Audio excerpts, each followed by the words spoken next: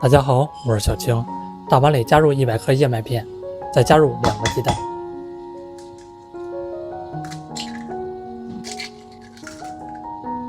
先来搅拌一下，把鸡蛋和燕麦片搅拌均匀。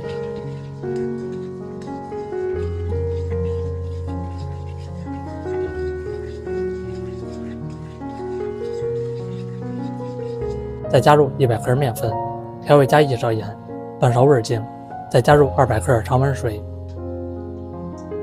再准备一把小葱，切成葱花。做这道美食多放一点小葱更好吃。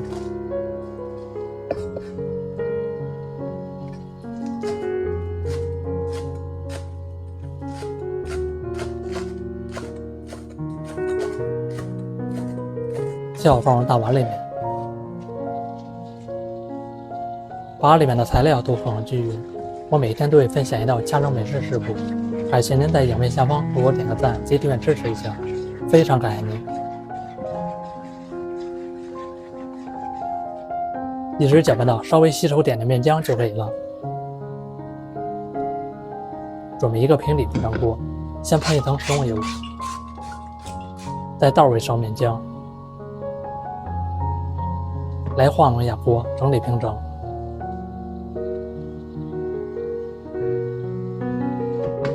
还得中小火慢慢烙，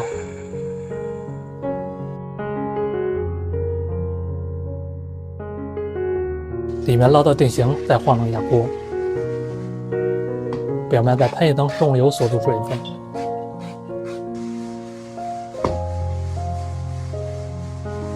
里面烙到定型的时候，再翻一个面继续烙。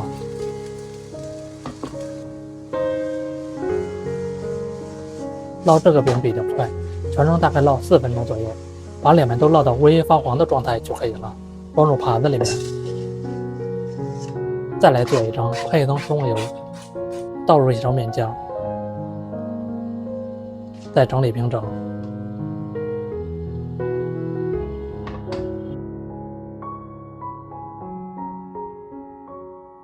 还是同样的操作，非常简单啊，新手也能一次做成功。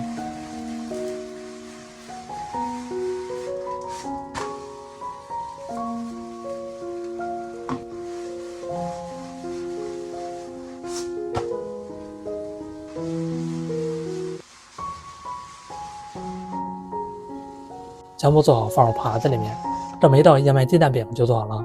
吃起来的口感松松软软的，好吃又筋道，是一道不错的家庭营养早餐。